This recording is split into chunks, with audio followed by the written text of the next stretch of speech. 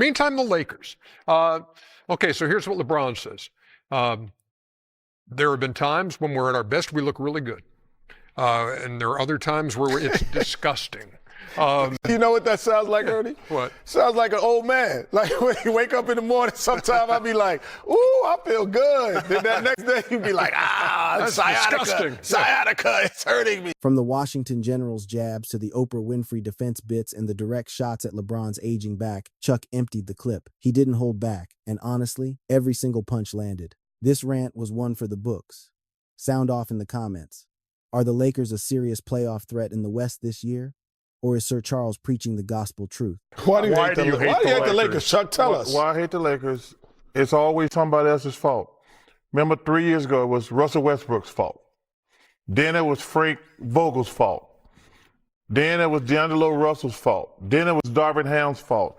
It's always somebody else's fault. And it bothers me. Listen, you don't always blame other people for your shortcomings. Before we dissect the actual basketball analysis, we need to appreciate Barkley's art form. His Lakers commentary belongs in the Smithsonian at this point. He compared their defense to the Oprah Winfrey Show. You get a basket. Lakers like an Oprah Winfrey Show. You get a basket. You get a basket. You get a basket. Everybody who plays against the Lakers, they gonna make everybody look good.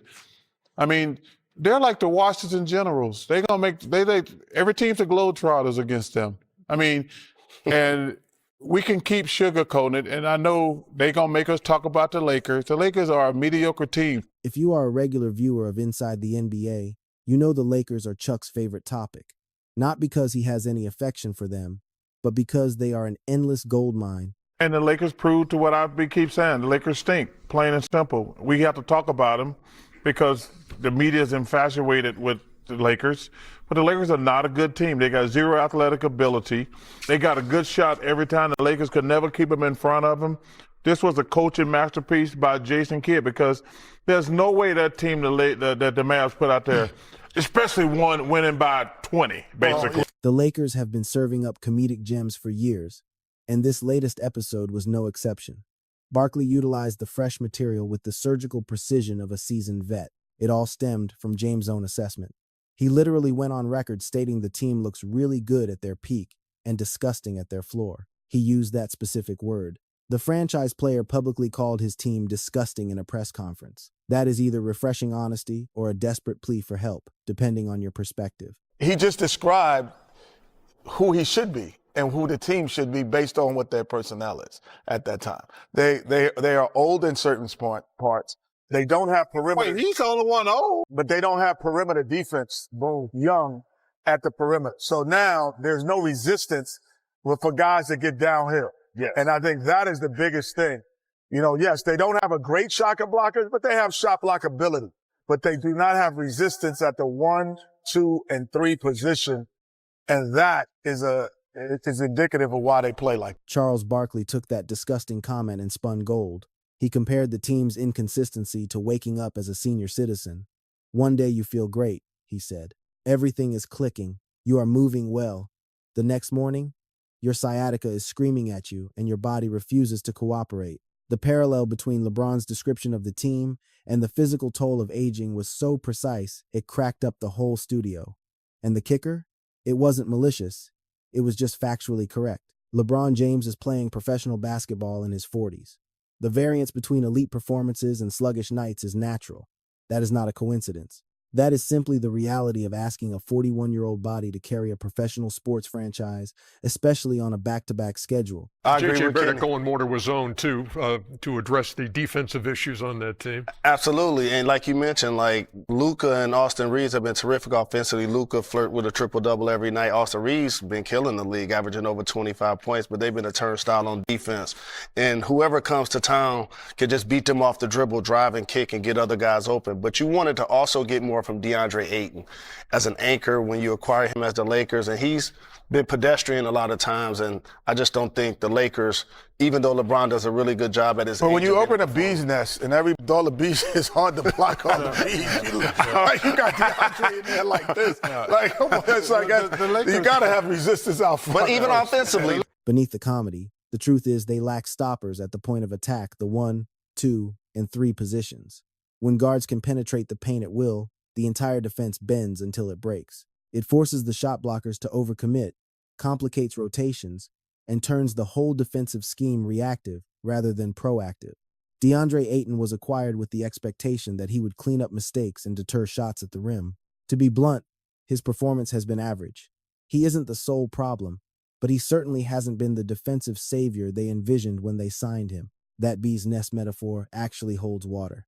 It sounds funny, but without perimeter resistance, you are essentially inviting chaos. Every bee that gets through is an opposing player driving down the lane with full head of steam. You can have all the length in the world, but if you are facing a swarm of drivers because the front line failed, you simply cannot block them all. The math of rotating and recovering doesn't work when the perimeter is that porous. They force us to talk about the Lakers, but they are just average. They gonna make us talk about the Lakers. The Lakers are a mediocre team. Now they got some really good teams in the West that we should be talking about, because I'm starting to get on this San Antonio bandwagon right now. Obviously, we got OKC and Denver, we got Houston, but man, them Spurs, they're knocking on that door. There is no debating the offensive talent of Luka Doncic and Austin Reaves. Luka flirts with a triple-double nightly, and Reaves is having a breakout season scoring the ball. Putting the ball in the hoop isn't the problem. They have the firepower to score on anybody. Somehow, the Lakers are still hanging around the number 5 seed. Still number 5 in the West right now, the Lakers, and for the 11th time this season, expected to have LeBron and Austin Reaves and Luka Doncic together on the floor. You get a basket. Which has been a rarity. What you want to do? What you want to do? It all comes back to Barkley's Oprah impression. You get a basket. You get a basket. Everybody gets a basket. That comparison to the Oprah show, the famous you get a car moment applied to the Lakers' defensive effort was so spot on, it basically demanded a standing ovation. Because honestly, the LA defense is operating like a charity giveaway right now. Every squad that rolls into town gets fed. Random perimeter players start looking like first ballot Hall of Famers against them. Step right up, claim your bucket. We are handing them out for free all night long. And that is when he dropped the Washington Generals hammer. If you aren't up on your basketball history, the Washington Generals exist for one reason: to get dunked on by the Harlem Globetrotters. The Trotters bring the flair, the circus, the highlights. The Generals are just props. Their entire paycheck depends on them looking foolish and making the other guys look like gods. They are, quite literally, the designated losers of the basketball world. So when Charles Barkley looks at the Los Angeles Lakers, a dynasty with 17 banners, the house that Kareem, Magic, Shaq, and Kobe built, and calls them the Washington Generals, that is lethal. He is saying whoever plays L.A. gets to be the Globetrotters for the night. Every opponent walks in and puts on a clinic because the Lakers make them look absolutely unstoppable. The studio crew lost it, the crowd cracked up, and deep down, every Lakers fan watching felt that sting of truth. A little voice in their head whispering, yeah, he is kind of right. Then you have Lawrence Frank over at the Clippers trying to do damage control, claiming the mission has not changed and they aren't waving the white flag just yet. Barkley wasn't having it. He fired back, saying the Clippers have already waved every flag in the rainbow. Purple, orange, blue, you name it. They have surrendered with it. The white flag is just the latest accessory. That surrender really started. The second Kawhi Leonard's medical chart became the main character in the franchise's story arc. But the Lakers were the star of this roast, and Chuck didn't miss.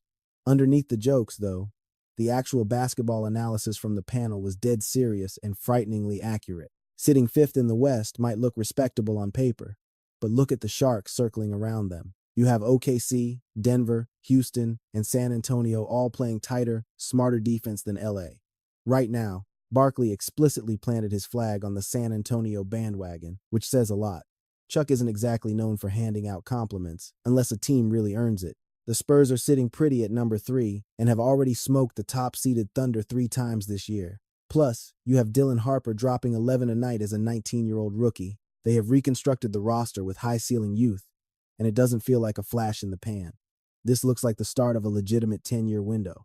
Compare that to L.A. You have a superstar in his twilight years, a generational talent in Luka Doncic who still hasn't clicked with the system, and a supporting cast that can score but couldn't guard a parked car. It is a coin flip. Some nights it hums, other nights it is a train wreck, basically exactly what LeBron meant when he called the effort disgusting. The reason Chuck's commentary hits different is because he just says what the rest of the sports media is too polite to mention. The Lakers are stuck in basketball purgatory. They aren't bad enough to tank for a pick, but they definitely aren't good enough to scare the heavyweights in the West. It is that awful no man's land where they dominate the news cycle just because LeBron is there, but everyone knows they are going to get bounced early once the playoffs actually start. Most pundits feel awkward talking about LeBron's decline, which is why Barkley cracking jokes about sciatica is so refreshing. It cuts through the noise. Even for a cyborg like LeBron, being 41 on an NBA court has consequences. That inconsistency is just biology. You get vintage performances one night and dead legs the next. Some days the back holds up, some days it screams. Pointing that out isn't hating. His longevity is historically insane and deserves respect. But respecting the career doesn't mean we have to ignore the reality of the calendar. Barkley is one of the few guys who won't sugarcoat it. And that stat he dropped about LeBron, Reaves, and Luka only playing 11 games together, that explains everything. Your most important lineup, the one that defines your identity, has barely shared the court enough to break a sweat. 11 times. We are way past the halfway mark of the season. Between injuries, resting stars, and the schedule, they haven't had a chance to build the kind of chemistry you need to win. You cannot forge a defensive identity in 11 games. Playoff defense is about trust and knowing rotations by heart, and they just do not have the reps. The fact that they are shifting to a zone defense to hide their perimeter flaws tells you exactly how desperate the coaching staff is becoming. In the NBA, you usually run zone when your guys simply cannot guard the guy in front of them. It is a cover-up. It works as a curveball or a temporary rhythm breaker, but relying on it as your base defense against elite playoff offenses, that is a recipe for disaster. It is a temporary patch. Smart teams like the Spurs, Thunder, and Nuggets will dissect a zone, find the soft spots, and punish you for 48 minutes. That Washington Generals jab hurt because it is true. The Lakers are turning average players into superstars. Opponents drive the lane, kick for open threes, and stack up stats like they are playing in an open gym run. Teams are clowning the Lakers' defense with the same ease as the Globetrotters weaving through the Generals. Chuck saw it, called it out, and the whole studio cracked up. Even the fans at home had to laugh, that painful kind where you laugh so you don't cry. The Western Conference is just too stacked right now, starting with OKC at the summit. You have the Spurs surging, Denver flexing that championship pedigree, and Houston bringing insane energy and lockdown defense every night. The Lakers might be fifth, but unless they wake up, they are basically first-round cannon fodder for whoever matches up with them. And you know Barkley isn't going to let up. The Lakers are a content machine for him. They are too famous to ignore. And lately, the comedy gold they are providing is just too good to pass up. That is not a great omen for a playoff push. You get a bucket. You get a bucket. Everybody gets a bucket. Chuck calling them the Washington Generals on national TV is a new low. The saddest part? You cannot even argue with him. The defense is non-existent. The old man jokes are valid. And the Oprah bit was flawless. Smash that like button, subscribe, and let me know your Lakers hot takes in the comments.